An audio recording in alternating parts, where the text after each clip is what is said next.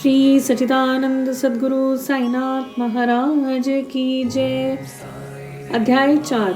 श्री साईं बाबा का शिरडी में प्रथम आगमन, संतों का अवतार कार्य, पवित्र तीर्थ शिरडी, श्री साईं बाबा का व्यक्तित्व, गौली बुआ का अनुभव, श्री विट्ठल का प्रकट होना, क्षीर सागर की कथा, दास गणों का प्रयाग स्नान, श्री साईं बाबा का शिरडी में प्रथम आगमन, 3 बाड़े, संतों का अवतार कार्य। भगवद गीता 4 अध्याय 7 से 8 में भगवान श्री कृष्ण कहते हैं कि जब जब धर्म की हानि और अधर्म की वृद्धि होती है तब तब मैं अवतार धारण करता हूँ। धर्म स्थापना, दुष्टों का विनाश तथा साधु जनों के परित्राण के लिए मैं युग युग में जन्म लेता हूँ। साधु और संत भगवान के प्रतिनिधि स्वरूप हैं। वे उपयुक्त समय पर प्रकट होकर अपनी कार्य प्रणाली द्वारा अपना अवतार कार्य पूर्ण करते हैं। अर्थात जब ब्राह्मण, क्षत्रिय और वैश्य अपने कर्तव्यों से विमुख हो जाते हैं, जब शूद्र उच्च जातियों के अधिकार छीनने लगते हैं, जब धर्म के आचार्यों का अनादर तथा निंदा होने लगती है, जब लोग निषिद्ध भोज्य पदार्थ और मदिरा आदि का सेवन करने लगते हैं, जब धर्म आड़ में निंदा कार्य होने लगते हैं, जब भिन्न भिन्न धर्मावलंबी परस्पर लड़ने लगते हैं, जब ब्राह्मण संध्या आदि कर्म छोड़ देते हैं, कर्मठ पुरुषों को धार्मिक कृत्यों में अरुचि उत्पन्न हो जाती है, जब योगी ध्यान आदि कर्म करना छोड़ देते हैं और जब जन साधारण की ऐसी धारणा हो जाती है कि केवल धन, संतान और स्त्री ही सर्वस्व है, तब इस प्रकार जब लोग सत्य मार्ग से विचलित होकर अधपतन की ओर अग्रसर होने लगते हैं, तब संत प्रकट होकर अपने उपदेशों एवं आचरण के द्वारा धर्म की स्थापना करते हैं।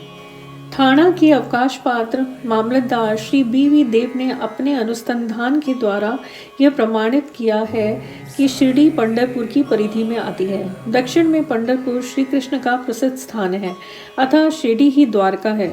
साईं लीला पत्रिका भाग 12 अंक 1, 2, 3 के अनुसार द्वारका की एक और व्याख्या सुनने में आई है, जो कि के नारायण अय्यर द्वारा लिखित भारतवर्ष का स्थायी इतिहास में स्कंद पुराण भाग 2 पृष्ठ 90 में उद्धृत की गई है। वह इस प्रकार है: चतुर्वर्णामपि वर्गानां यत्र द्वाराणि सर्वतः अतो द्वारावतीत युक्ता विध्वस्त द्विभस्त तत्ववादिभिः। जो स्थान चारों वर्णों के लोगों को धर्म, अर्थ, काम और मोक्ष के लिए सुलभ है, दार्शनिक लोग उसे द्वारका के नाम से पुकारते हैं। शिरडी में बाबा की मस्जिद केवल चारों वर्णों के लिए नहीं, अपितु दलित, अस्पृश्य और भागोजी शिंदे जैसे कोड़ी आदि के लिए भी खुली थी। अतः शिरडी को द्वारका कहना ही सर्वथा उचित है। भगवंतराव क्षीर सागर की कथा। श्री विट्ठल पूजन में बाबा को कितनी रुचि थी, यह भगवंतराव क्षीर सागर की कथा से स्पष्ट है। भगवंतराव के पिता विठोबा के परम भक्त थे, जो प्रतिवर्ष पंढरपुर वारी लेकर जाते थे। उनके घर में विठोबा की एक मूर्ति थी, जिसकी वे नित्य प्रति पूजा करते थे। उनकी मृत्यु के पश्चात उनके पुत्र भगवंतराव ने वारी, पूजन, श्राद्ध इत्यादि समस्त कर्म करना छोड़ दिया। जब भगवंतराव शिरडी आए तो बाबा उन्हें देखते ही कहने लगे, इनके पिता मेरे परम मित्र थे, इसी कारण मैंने इन्हें यहाँ बुलाया है।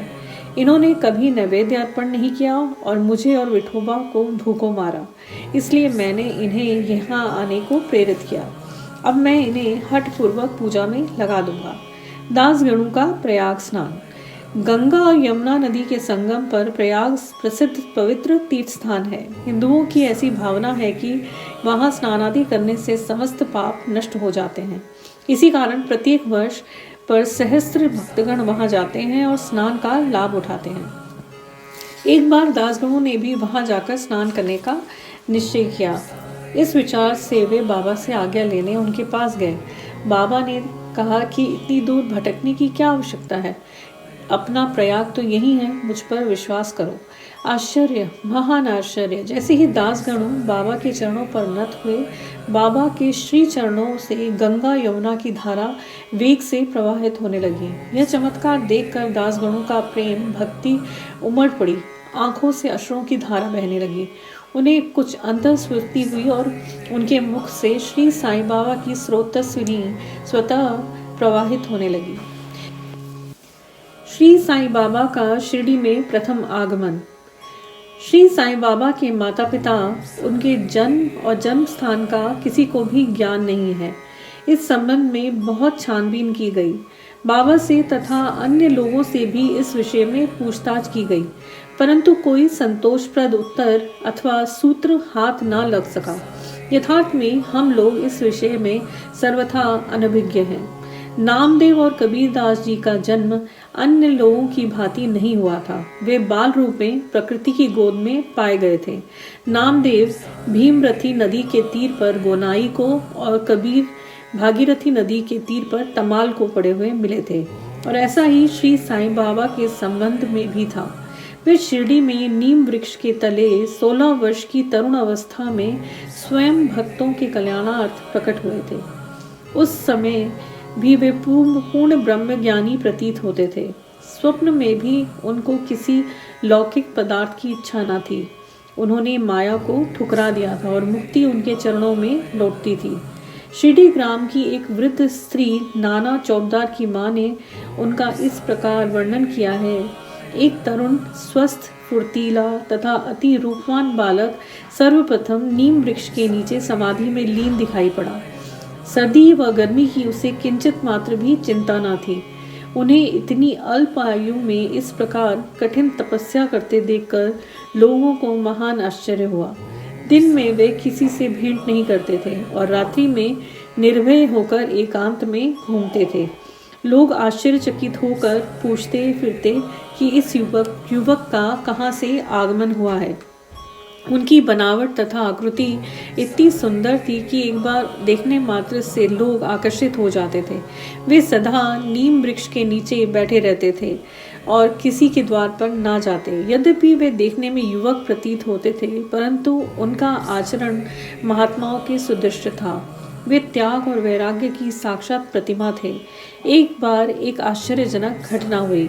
एक भक्त को भगवान खंडोबा का संचार हुआ।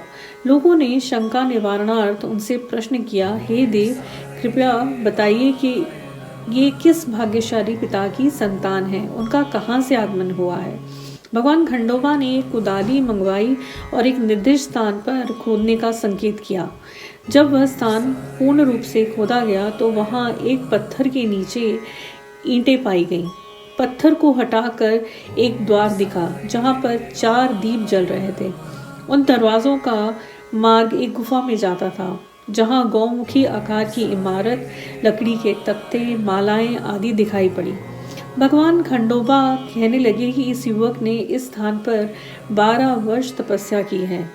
तब लोग युवक से प्रश्न करने लगे, परंतु उसने यह कहकर बात टाल दी कि यह मेरे श्री गुरुदेव की पवित्र भूमि है, अतएव मेरा पूज्य स्थान है।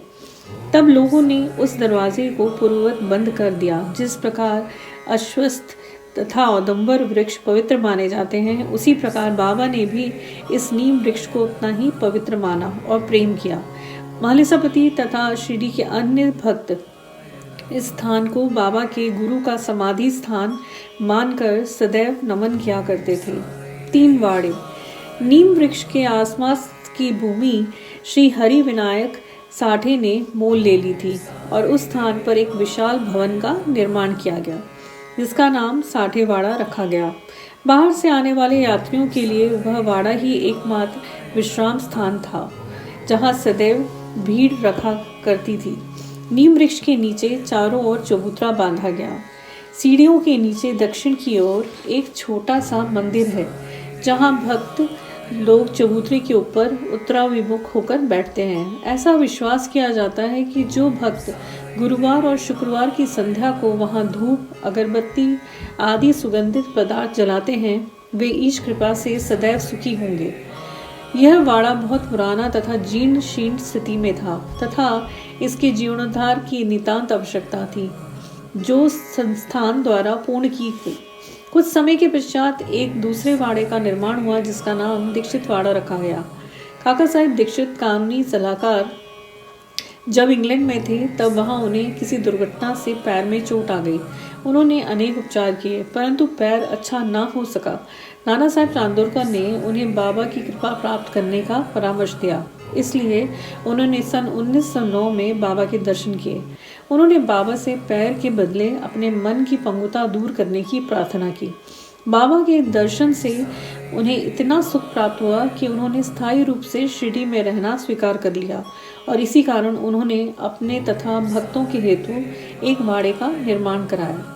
इस भवन का शिलान्यास दिनांक 9/12/1910 को किया गया। उसी दिन अन्य 2 विशेष घटनाएं हुई। श्री दादा साहेब खापर्डे को घर वापस लौटने की अनुमति प्राप्त हो गई और शावड़ी में रात्रि की आरती आरंभ हो गई। कुछ समय में वाड़ा संपूर्ण रूप से बन गया और रामनवमी 1911 के शुभ अवसर पर उसका यथाविधि उद्घाटन किया गया। इसके बाद एक और वाड़ा मानो एक शाही भवन नागपुर के प्रसिद्ध श्रीमंत बूटी ने बनवाया। इस भवन के निर्माण में बहुत धनराशि लगाई गई। उनकी समस्त निधि सार्थक हो गई क्योंकि बाबा का शरीर अब वहीं विश्रांति पा रहा है और फिलहाल वह समाधि मंदिर के नाम से विख्यात है। इस मंदिर के स्थान पर पहले एक बगीचा था जिसमें बाबा स्वयं पौधे को सींचते और उनकी देखभाल किया करते थे। जहाँ पहले एक छोटी सी कुटी भी नहीं थी, वहाँ 3 वाड़ों का निर्माण हो गया। इन सब में 60 वाड़ा पूर्व काल में बहुत ही उपयोगी था। बगीचे की कथा वामन तात्या की सहायता से स्वयं बगीचे की देखभाल, शिरडी में श्री साईं बाबा की अस्थायी अनुपस्थिति तथा चांद पाटिल की बारात में बाबा पुनः शिरडी लौटे, देवीदास, जानकी दास, गंगागी की संगति, मोइनुद्दीन तांबुली के साथ कुश्ती, मस्जिद में निवास, श्री डेंगली व अन्य भक्तों पर बाबा का प्रेम तथा अन्य घटनाओं का अगले अध्याय में वर्णन किया जाएगा। श्री सद्गुरु साईनाथा अर्पणमस्तु। शुभम भवतु। ओम श्री साईनाथाय नमः।